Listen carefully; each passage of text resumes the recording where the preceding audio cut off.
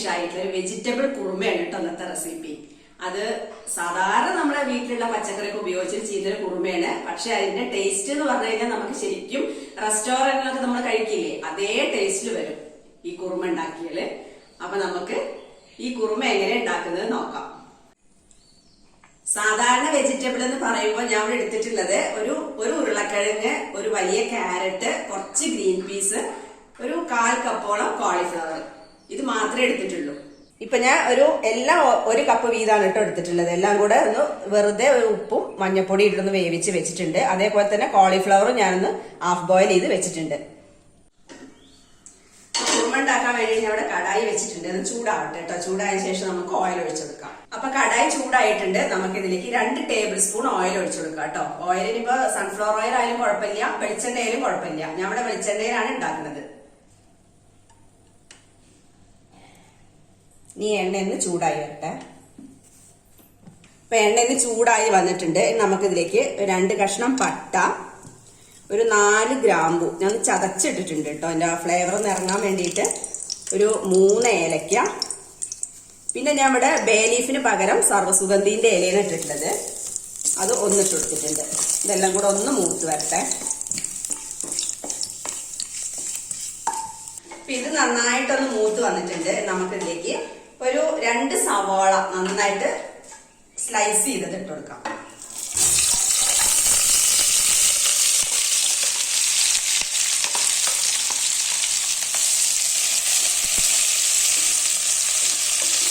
ഈ സവാള നല്ല ഗോൾഡൻ കളർ ആയിട്ട് വരണം, നല്ല ബ്രൗൺ ആയിട്ട് വരണം. അപ്പോഴാണ് നമ്മുടെ കുറുമയ്ക്ക് നല്ല ടേസ്റ്റ് ഉണ്ടാവുക.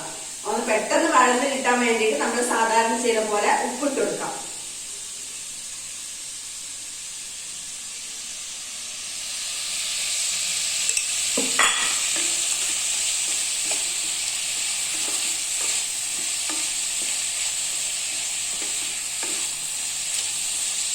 ഇത് നന്നായിട്ട് മിക്സ് ചെയ്ത ശേഷം നല്ല ബ്രൗൺ ആവണ വരെ വെയിറ്റ് ചെയ്യണം. അതാ ഒന്നിങ്ങനെ വാടി വരാൻ തുടങ്ങുമ്പോൾ 2 പച്ചമുളക് നെടുകെ കീറിയത് ഇട്ട് കൊടുത്തിട്ടുണ്ട്. പിന്നെ കുറച്ച് കറിവേപ്പില ഇട്ട് കൊടുത്തിട്ടുണ്ട്. ഇതെല്ലാം കൂടി ചേർത്ത് നന്നായി മിക്സ് ചെയ്തതിന് ശേഷം ബ്രൗൺ കളർ ആവട്ടെ, എന്നിട്ട് ബാക്കിയുള്ള കാര്യങ്ങൾ പറയാം കേട്ടോ. ഇപ്പൊ സവാള കുറച്ച് നന്നായിട്ടൊന്ന് കളർ മാറാൻ തുടങ്ങിയിട്ടുണ്ട്. ഈ സമയത്ത് നമുക്ക് ഇതിലേക്ക് ജിഞ്ചർ ഗാർലിക് പേസ്റ്റ് 1 ടീസ്പൂൺ ചേർത്ത് കൊടുക്കാം. ക്രഷ് ചെയ്തല്ല, അരച്ചത് തന്നെയാണ് കേട്ടോ. ഇതും ചേർത്ത് നന്നായി മിക്സ് ചെയ്തതിന് ശേഷം ഒന്നും കൂടി ബ്രൗൺ കളർ ആവട്ടെ. കുറുമ എന്ന് പറയുമ്പോൾ നമ്മള് സാധാരണ പല വിധത്തിൽ ഉണ്ടാക്കാറുണ്ടല്ലോ കുറുമ. ഏത് കുറുമയായാലും നമ്മൾ ഉള്ളി എത്രത്തോളം വഴറ്റുന്നോ അത്രത്തോളാണ് ഈ കുറുമേന്റെ ടേസ്റ്റ് കിട്ടുക കേട്ടോ. നല്ല ബ്രൗൺ കളർ ആവണം, അപ്പോഴാണ് അതിന്റെ യഥാർത്ഥ ടേസ്റ്റ് കിട്ടുള്ളൂ.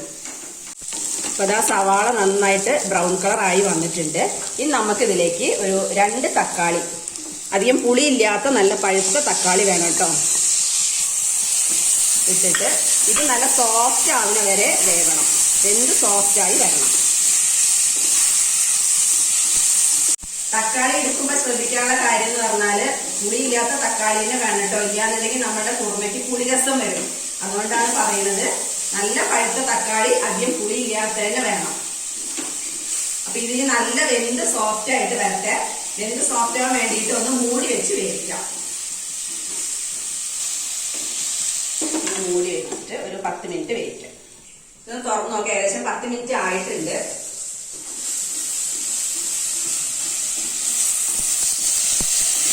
അതാ കണ്ടില്ലേ, നല്ല വെന്ത് സോഫ്റ്റ് ആയി വന്നിട്ടുണ്ട്.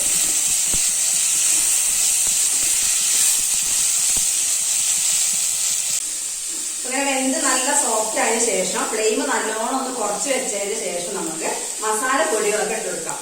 ഇല്ലാന്നുണ്ടെങ്കിൽ പെട്ടെന്ന് കരിഞ്ഞു പോവും മസാലപ്പൊടികൾ. പിന്നെ ഇതിലേക്ക് 1 ടീസ്പൂൺ കാശ്മീരി ചില്ലി പൗഡർ കേട്ടോ. അധികം എരിവുണ്ടാവില്ലല്ലോ. സാധാരണ നമ്മൾ പച്ചമുളക് മാത്രമേ ഉപയോഗിക്കുന്നുള്ളൂ, സാധാരണ മുളക് പൊടി ഉപയോഗിക്കുന്നില്ല.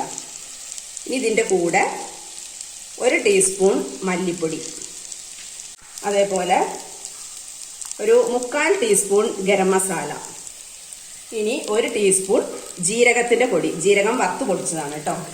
ഇതെല്ലാം കൂടി നന്നായിട്ട് മിക്സ് ചെയ്യാം.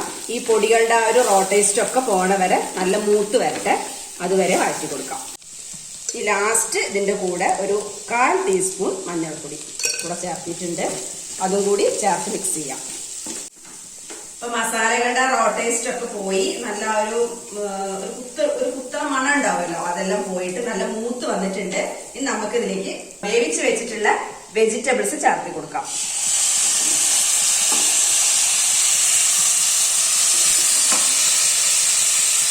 ഇതേപോലെ തന്നെ കോളിഫ്ലവർ ചേർത്തിട്ട് നന്നായി മിക്സ് ചെയ്ത് കൊടുക്കാം. ഇത് ഗ്രേവിക്ക് ആവശ്യമായിട്ടുള്ള കുറച്ച് വെള്ളം ഞാൻ ചേർത്തി കൊടുത്തിട്ടുണ്ട് കേട്ടോ. കുറച്ച് വെള്ളം അതിൽ തന്നെ വെജിറ്റബിൾസ് വേവിച്ചതിൽ തന്നെ ഉണ്ടായിരുന്നു. പിന്നെ തിളയ്ക്കാൻ വേണ്ടിയിട്ടുള്ള വെള്ളം ഞാനൊരു 1/4 കപ്പ് ഒഴിച്ചു കൊടുത്തിട്ടുണ്ട്. ഇതില് കോളിഫ്ലവർ ഒക്കെ എടുക്കുന്ന സമയത്ത് കുറച്ച് പച്ചവെള്ളം തിളപ്പിക്കാൻ വെച്ചിട്ട് അതിൽ ഉപ്പും മഞ്ഞൾപ്പൊടിയും ചേർത്തി നല്ലോണം തിളച്ചതിന് ശേഷം ഈ കോളിഫ്ലവർ അതിലിട്ടിട്ട് ഒരു 5 മിനിറ്റ് ഒന്ന് വാട്ടിയെടുക്കണം കേട്ടോ. എന്നാൽ അതിൻ്റെ ഉള്ളിൽ എന്തെങ്കിലും കീടങ്ങളൊക്കെ ഉണ്ടെന്നുണ്ടെങ്കിൽ അത് പുറത്തു വരാൻ വേണ്ടിയിട്ടാണ്. അതേപോലെ തന്നെ മറ്റുള്ള വെജിറ്റബിൾസ് ആദ്യം തന്നെ കുക്കറിൽ ഒരു വിസിൽ വേവിച്ചാൽ മതി.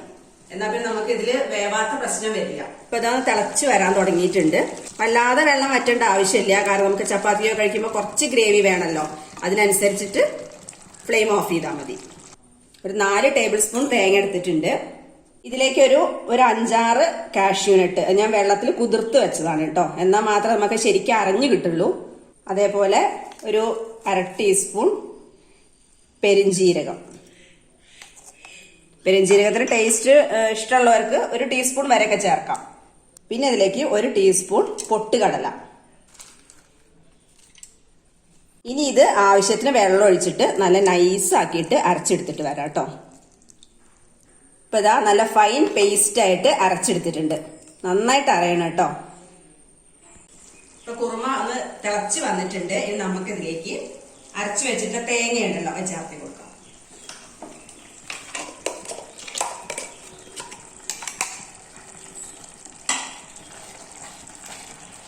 ചേർത്ത് നന്നായി മിക്സ് ചെയ്തതിന് ശേഷം ഗ്രേവി കുറച്ച് കുറവാണെന്നുണ്ടെങ്കിൽ കുറച്ച് വെള്ളം ചേർത്ത് കൊടുക്കാം. അതും ചൂടുവെള്ളം ചേർത്ത് കൊടുക്കാൻ പാടുള്ളൂ, പച്ചവെള്ളം ചേർക്കരുത്. പച്ചവെള്ളം ചേർത്തി കഴിഞ്ഞാൽ നമ്മുടെ കുറുമേന്റെ ടേസ്റ്റ് തന്നെ മാറിപ്പോവും. ഇനി ഇതൊന്ന് തിളച്ച് വന്നോട്ടെ. തിളച്ച് വന്നതിന് ശേഷം നമുക്ക് ഫ്ലെയിം ഓഫ് ചെയ്യാം.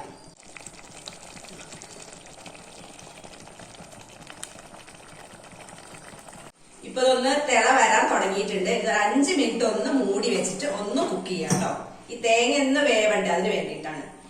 ഇപ്പൊ ഏകദേശം 5 മിനിറ്റ് ആയിട്ടുണ്ട്. തുറന്നോ. നന്നായിട്ട് തിള വന്നിട്ടുണ്ട്.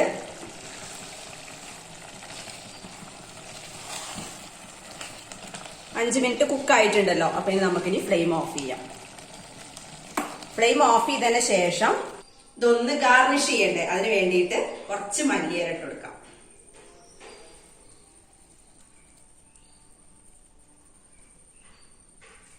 അപ്പൊ അങ്ങനെ നമ്മുടെ restaurant style vegetable kurma ready ആയിട്ടുണ്ട്. അപ്പൊ എല്ലാവരും ഇതേപോലെ ട്രൈ ചെയ്ത് നോക്കണം. ചപ്പാത്തിക്ക് കഴിക്കാൻ പറ്റിയ നല്ല കോമ്പിനേഷൻ ആയിട്ടുള്ള കറിയാണ്. എല്ലാവരും ഉണ്ടാക്കി നോക്കിയിട്ട് ഫീഡ്ബാക്സ് ഒക്കെ കമന്റ്സ് കൂടെ അറിയിക്കണം. അതേപോലെ തന്നെ വീഡിയോ ഇഷ്ടപ്പെട്ടാൽ ലൈക്ക് ചെയ്യണം, ഷെയർ ചെയ്യണം, സബ്സ്ക്രൈബ് ചെയ്യണം. അപ്പൊ വീണ്ടും ഒരു വിഭവമായിട്ട് വരാം.